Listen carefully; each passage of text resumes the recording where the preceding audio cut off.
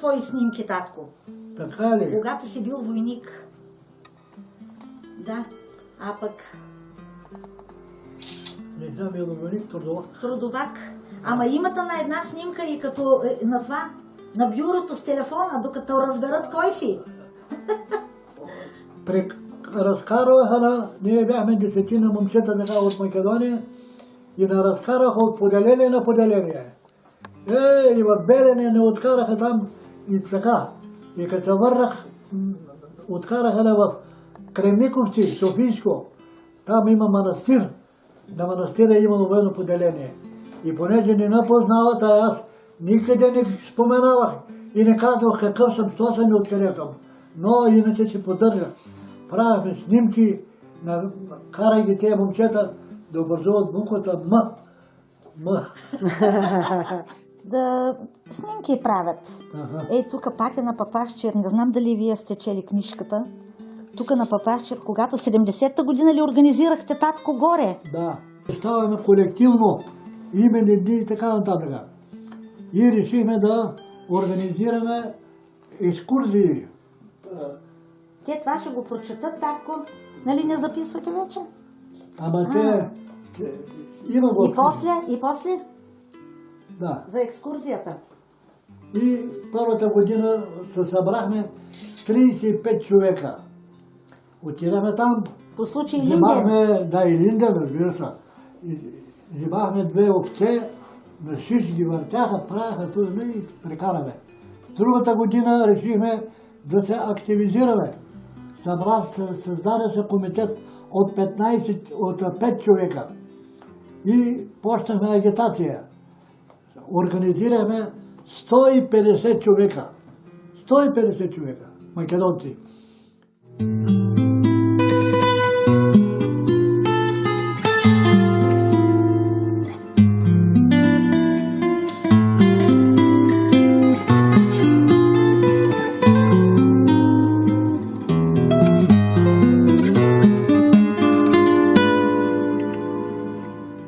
Казвам се Георги Сотиров Дукимов.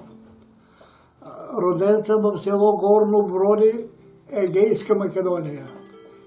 На 7 декември 26-та година. 27-та година гърците не изгонват и ние се преселваме, нас се преселват в Неврокоп. Тогава беше старото име Неврокоп. Сега го съдържам. И тук карах училище, гимназия, затвор, мизерия, цял живот. Но сега, още от 4-ти клас, аз четях книги, написани от стари революционери за Македония. И майка ми беше много ме реклика да ме направи голям човек.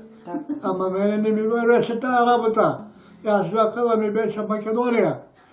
И имах една дъщеричка и тя ме вардеше. И като види, че нещо четам, тя го пита какво баба има? А има, казва, и пушки има, казва, да се чете. И така. Така, в гимназията каква дейност развихте? В гимназията бяхме 44 човека един клас. От 44, 38 ходихме на тайни събрания, където се говореше, имаше членове, които говореха за Македония. И всички бяхте увлечени? Всички. Накрая на града някъде се криехме и така нататък. И така поминаваше цялата година. Накрая на годината се организира едно общо градско събрание на 4-5 км от града далече. Там се събраха около 700 човека македонци, които се изнеса годишното събрание и с предупреждение. Казаха ни, тук ще се явиме, отиваме там, там има други постове. Те накарат па на друго място да идем, по-далече, да не бъдем открити. И ако казал се случи нещо, от тук фащате нагоре по деретата да се криете и това е. Имали сте си стратегия, план, къде да бягате? Имаше ръководители, които по-големи ученици ръководеха. Так. В прогимназията още се организираше честване на Кирил и Методий. Украсяваше се класа. Класната стая. Класната стая. Ние, около 15 човека от моя клас, организирахме друга работа.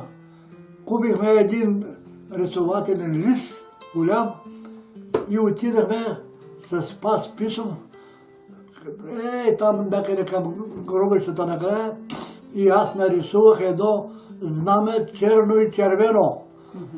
И писах Свободна Македония. Така.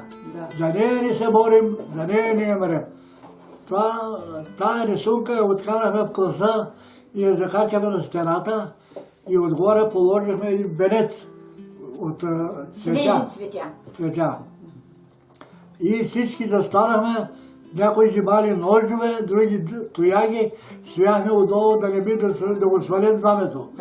И така стоя знамето 3 дена. На третия ден един учител дойде и на разгони и смъкна знамето. Оказата смъкна. И така мина тази работа. След това отидахме в гимназията. Там също се организира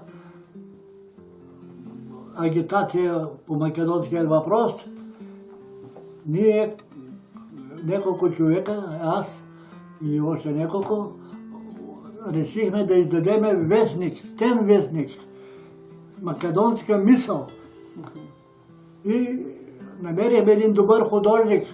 Тегото, който го нарисува, направи картата хубаво така, черна, защото всички бяхме в робство. И градовете ги направи с червено, езерата с синьо и беше много красива и я закачихме на стената отвънка. И така всички тичаха там да гледат какво става, какво е тази работа. Постоя един бадена и знамето го смъкнаха пак. Пак не разрешиха да продължим борбата. И така, завършихме гимназия. Да. Можахте ли да завършите? Гимназията не можахме да я завършим, ама не можахме да дипломираме, не ни дала, защото ние попадаме в затвора. И ние, понеже нямахме условия да работим спокойно, решихме да създадем нелегална организация. И действително създадахме такава. Колко години си бил, когато в затвора попадна? Нямах 20. А 12-ти гимназиален клас? Кое? В 12-ти клас, нали? Да. 12-ти клас, ама години на възраст нямахме 20 години. Колко години бевте осуден? Осъден, тя беше голяма работа. 7 години. 6 месеца лежахме предварително. Не ни признаха тази работа. Присъдата се увеличава и така нататък. От излизане на затвора 52 година ме вземаха трудовак. Татко, само извинявай. Кажи, как са вас затворили? Да. Нали, при какви условия сте били тук в ареста? Да. И защо вас са преместили в Плевен? Разкажи ги тия работи. Ако ви е интересно, ще Интересно, го те кажа. за той са дошли. Те най-важното ще го вземат. Да. Така е. Като вас затвориха, като ви арестуваха и вас затвориха, в общи кили или как бяхте? В милицията ме откараха, понеже ние бяхме организирали вече излизането в Балкана. И се въоръжи. Добре ме вице-предател и блокираха. Кой беше предателя? Георги Жерев, един мошенник, който служил на милицията. Откъде беше? Той е тук от града. От Ковачевица. Ковачевица, да. И напочнаха да ме арестуват. Сега, някои ги хванаха на лобното място, където бяхме организирали заявка да се събереме и да продължиме. Там беше пълно милиция, около всичко блокирано милиция и арестуваха. Мене ме арестуваха по улицата, когато отивах. Един агент с пистолет в ръката седеше и веднага опра пистолета в корема ми, да не мързам нещо, да не бегам. И така, откараха на милицията и ме затвориха в една килия. Имаше 6 килии в милицията. Мен в трета килия ме затвориха, а другите, понеже много хора, над 20 човека, бяха арестувани в общия арест, бяха наложени да лежат или на гръб, или на лево, или на десно, да не се гледат едни други и часови над главите, да не би да приказва нещо, това да се уточняваме.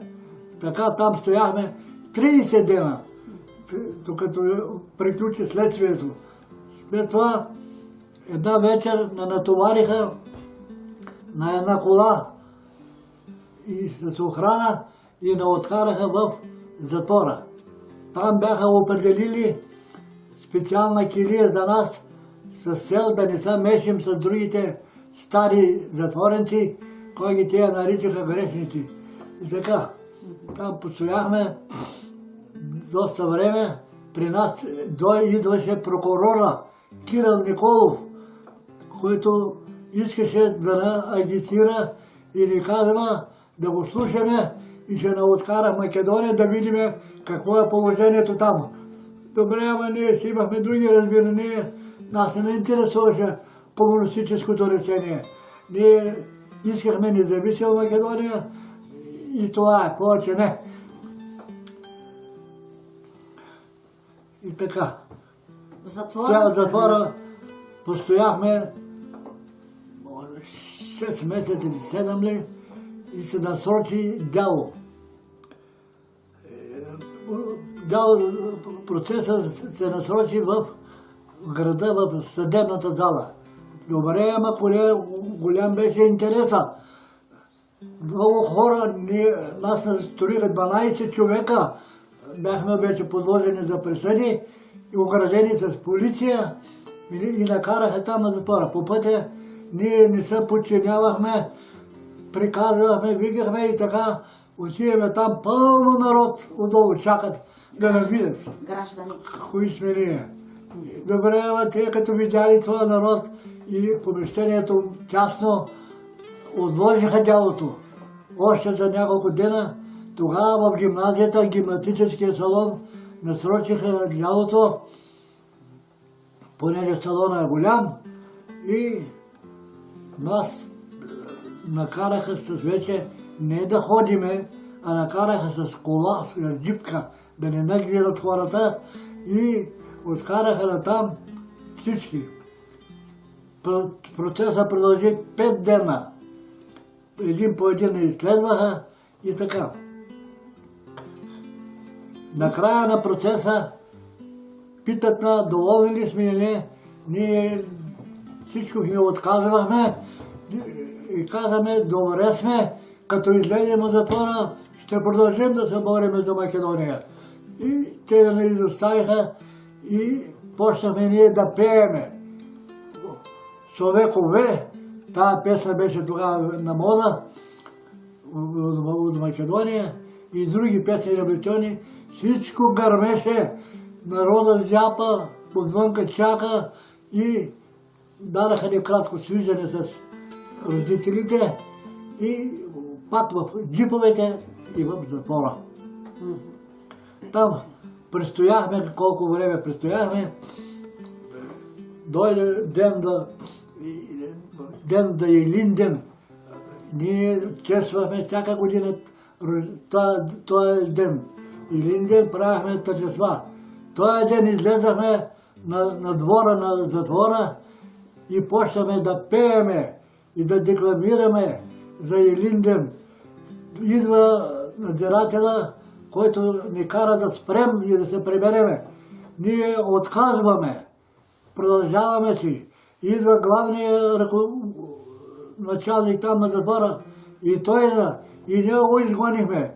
Оттам идва директора и ние го изгонихме. Ние си продължаваме борбата и стихотворенията и песните. Накрая, след малко гледаме вратата се отвори и се подават автомати. Полицаи викнали полиция с оръжието и напринудиха, арестуваха и да накараха в една тясна стайчка, къде е карта, един върху друг. Ние там почнахме да пееме и един декламираше, Марин Барадев имаше един, който хубаво декламираше. Ние пееме, той декламира и така престояхме там 2 дена в Картера. Не яли, не пили, нито спали. Но духът голям, не се предаваме. След 2 дена, една сутрин идват и казват: ставай, събирай си багажа. На другата сутрин събрахме си багажа и накарат къде отвън. Отвън чакаше кола. Навързаха ни ръцете отзад и не напариха като кучета в колата. И ние няма какво да правиме. Бързани и така. Дигнаха първия ден до Разлог, от тук на милицията, втория ден до Пловдив. Пловдив не откараха, пак в етапното. То беше едно тясно, ние не можем да се побереме, тия там държат една жега, с въздух нема и ние цял ден на смяни с едно палто правяме въздух, вятърче, да можем да се успокоим и да преживееме. На третия ден не откараха Горна Оряховица. Там пък беше страшна работа. Дървеници, да не можеш да спреш. Изпоядаха, не може да спим нищо. Ние след това в Плевен, Плевенския затвор, отидаме там. Той е един страшен голям затвор. За нас беше чудо. Откараха навътре, почнаха обиск един по един и накараха да се качиме в етажа, всеки човек в отделна килия. В килията имаше само едно железно легло и една тежерка празна и 9 човека там много откараха нас и затвориха в тези килии и на после молитва, храна, слава, чорба по 2-3 пиперчици или няколко зърта фасуно. Там не се ставаше нужда ни да отидем в туалетна, ни нищо. Това беше страшна работа. И ние, въпреки това, не се предавахме. 1/4 хляб ни даваха сутрин. Ние го поставихме на течерката, хляба, така беше, за да можем да го наблюдаваме гладни и да се каляваме, да не се отчаиваме. Така вечерта чак ще го хапнем това хлябче и това е.